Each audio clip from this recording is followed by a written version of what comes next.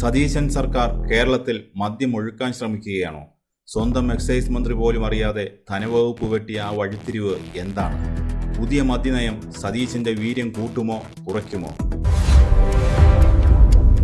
കേരള രാഷ്ട്രീയത്തിൽ ഇപ്പോൾ പുകയുന്നത് വെറുമൊരു വിവാദമല്ല. വി.ഡി. സതീശൻ സർക്കാരിന്റെ അടിത്തറയിളക്കാൻ പോകുന്നൊരു രാഷ്ട്രീയ കൊടുങ്കാറ്റാണ്. അധികാരം കിട്ടി അധികനാൾ കഴിയുന്നതിന് മുൻപ് വി.ഡി. സതീശൻ നേരിടുന്ന ഒന്നാമത്തെ അഗ്നിപരീക്ഷ അതാണ് പുതിയ മദ്യനയം. സ്വന്തം പാർട്ടിയിൽ നിന്നും മുന്നണിയിൽ നിന്നും ഒരേപോലെ വിമർശനം. നിയമസഭാ സമ്മേളന കാലയളവിൽ തന്നെ തങ്ങൾക്ക് വീണ് കിട്ടിയ വിഷയത്തിൽ ശക്തമായി നീങ്ങാൻ തന്നെയാണ് പ്രതിപക്ഷത്തിൻ്റെ തീരുമാനം. ഒടുവിൽ സതീശൻ ഈ മദ്യച്ചതുപ്പിൽ വീഴുമോ അതോ വീര്യം കൂട്ടി തിരിച്ചു വരുമോ? എന്താണ് യഥാർത്ഥത്തിൽ സംഭവിച്ചത്? സംഭവം ലളിതമാണെന്ന് തോന്നാമെങ്കിലും അതിന് പിന്നിലെ രാഷ്ട്രീയം സങ്കീർണമാണ്. സർക്കാരിൻ്റെ പുതിയ ബജറ്റ് വന്നപ്പോൾ അതിലൊരു വലിയ പ്രഖ്യാപനമുണ്ടായിരുന്നു. വീര്യം കുറഞ്ഞ മദ്യത്തിനുള്ള നികുതി ഇളവ്. വീര്യം കുറഞ്ഞതും റെഡി ടു ഡ്രിങ്ക് വിഭാഗത്തിൽപ്പെടുന്നതുമായ മദ്യത്തിൻ്റെ നികുതി ഘടനയിലാണ് കാര്യമായ ഇളവ് വരുത്തിയത്. വീര്യം കുറഞ്ഞ മദ്യം സുലഭമാക്കുന്നതിലൂടെ യുവജനങ്ങളെ മാരകമായ ലഹരി വസ്തുക്കളിൽ നിന്നും പിന്തിരിപ്പിക്കാൻ സാധിക്കുമെന്നാണ് സർക്കാർ വാദം. പക്ഷേ ബോംബ് പൊട്ടിയത് അതിനുശേഷമാണ്. ഈ നികുതി ഇളവ് പ്രഖ്യാപിച്ച കാര്യം സംസ്ഥാനത്തെ എക്സൈസ് മന്ത്രി പോലും അറിഞ്ഞിരുന്നില്ല. ധനവകുപ്പ് നേരിട്ടാണ് ഈ തീരുമാനമെടുത്തത്. വകുപ്പുകൾ തമ്മിലുള്ള ഈ ഏകോപനമില്ലായ്മ സർക്കാരിനെ അപ്പാടെ പ്രതിരോധത്തിലാക്കി. ഇതോടെ കഥ മാറി. കേരളത്തിൽ മദ്യമൊഴുക്കാൻ സതീശൻ സർക്കാർ ശ്രമിക്കുന്നു എന്ന രീതിയിൽ വലിയ പ്രചരണം തുടങ്ങി. മദ്യത്തിന്റെ ലഭ്യത കൂടുമെന്നും യുവതലമുറ തകരുമെന്നുമുള്ള ആശങ്കകൾ പരന്നു. പ്രതിപക്ഷം സമരം ചെയ്യുന്നത് സ്വാഭാവികം. എന്നാൽ സതീശനെ ശരിക്കും ഞെട്ടിച്ചത് സ്വന്തം ക്യാമ്പിൽ നിന്നുള്ള വെടിയൊച്ചകളാണ്.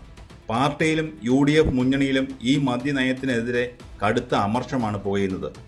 പരമ്പരാഗതമായി മദ്യവർജനത്തിനും മദ്യനിരോധനത്തിനും വേണ്ടി വാദിക്കുന്ന VM സുധീരനെ പോലെയുള്ള വലിയൊരു വിഭാഗം കോൺഗ്രസിനകത്തുണ്ട്.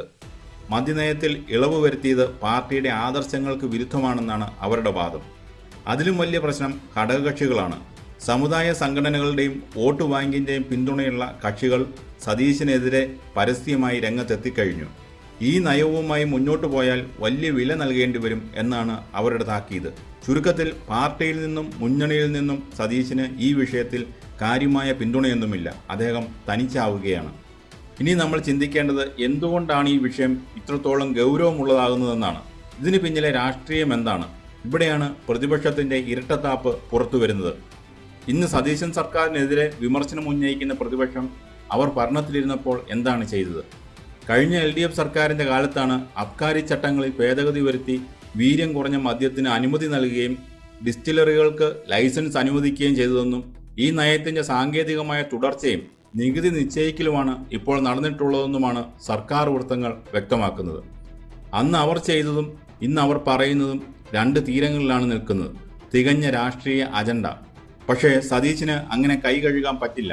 കാരണം പ്രതിപക്ഷത്തിരുന്നപ്പോൾ ഇടതു സർക്കാരിൻ്റെ മദ്യനയങ്ങൾക്കെതിരെ ഏറ്റവും ശക്തമായി വാദിച്ച നേതാവാണ് വി.ഡി. സതീശൻ. അതുകൊണ്ട് തന്നെ ഇന്ന് അദ്ദേഹം മുഖ്യമന്ത്രിയുടെ കസേരയിൽ ഇരുന്ന് മദ്യത്തിന് നികുതി കുറയ്ക്കുമ്പോൾ ജനങ്ങൾ ചോദ്യം ചെയ്യും. അത് സതീശൻ്റെ വ്യക്തിപരമായ പ്രതിച്ഛായയെ ബാധിക്കും.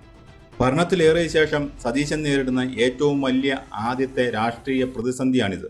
ഇത് വെറുമൊരു നികുതി പ്രശ്നമല്ല, സതീശൻ്റെ രാഷ്ട്രീയ വിശ്വാസ്യതയുടെ പ്രശ്നമാണ്. അങ്ങനെയെങ്കിൽ ഇനി എന്താണ് സംഭവിക്കാൻ പോകുന്നത്? സതീശൻ ഈ പ്രതിസന്ധിയെ എങ്ങനെ നേരിടും? സതീശന് മുന്നിൽ 3 വഴികളുണ്ട്. ഒന്നാമത്തെ വഴി സ്വന്തം നിലപാടിൽ ഉറച്ചു നിൽക്കുക. IT, ടൂറിസം മേഖലകളുടെ വളർച്ചയ്ക്ക് ഇത് അത്യാവശ്യമാണെന്ന് ജനങ്ങളെ ബോധ്യപ്പെടുത്തുക. പാർട്ടി എതിർത്താലും മുന്നോട്ട് പോവുക. രണ്ടാമത്തെ വഴി പാർട്ടിയുടെയും മുന്നണിയുടെയും സമ്മർദ്ദത്തിന് വഴങ്ങുക. പ്രഖ്യാപിച്ച നികുതി ഇളവുകൾ പിൻവലിക്കുക അല്ലെങ്കിൽ ഭേദഗതി ചെയ്യുക. മൂന്നാമത്തെ വഴി ഒരു സമവായ ചർച്ചയിലൂടെ എക്സൈസ് വകുപ്പിനെയും കൂടെ കൂട്ടി നയത്തിൽ ചില ചെറിയ മാറ്റങ്ങൾ വരുത്തി മുഖം രക്ഷിക്കുക. സതീശൻ സ്വന്തം നിലപാടിൽ ഉറച്ചു നിൽക്കാനാണ് സാധ്യതയെന്നാണ് അദ്ദേഹത്തോട് അടുത്ത കേന്ദ്രങ്ങൾ നൽകുന്ന സൂചന. കാരണം പിന്മാറിയാൽ അത് വലിയൊരു രാഷ്ട്രീയ പരാജയമായി വ്യാഖ്യാനിക്കപ്പെടും. സതീശൻ ദുർബലനായ മുഖ്യമന്ത്രിയാണെന്ന് പ്രതിപക്ഷം പ്രചരിപ്പിക്കും. പക്ഷേ മുന്നണി വഴങ്ങിയില്ലെങ്കിൽ സർക്കാരിൻ്റെ നിലനിൽപ്പ് തന്നെ അപകടത്തിലാവും. സ്വന്തം പാർട്ടിയിൽ നിന്ന് പോലും പിന്തുണയില്ലാതെ സതീശന് എങ്ങനെ മുന്നോട്ട് പോകാനാകും?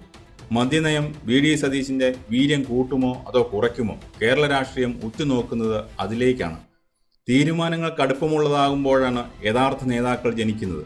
സതീശൻ ഒരു മികച്ച അഡ്മിനിസ്ട്രേറ്ററാണോ അതോ സമ്മർദ്ദങ്ങൾക്ക് വഴങ്ങുന്ന വെറുമൊരു രാഷ്ട്രീയക്കാരനാണോ എന്ന് ഈ മദ്യനയ വിവാദം തെളിയിക്കും.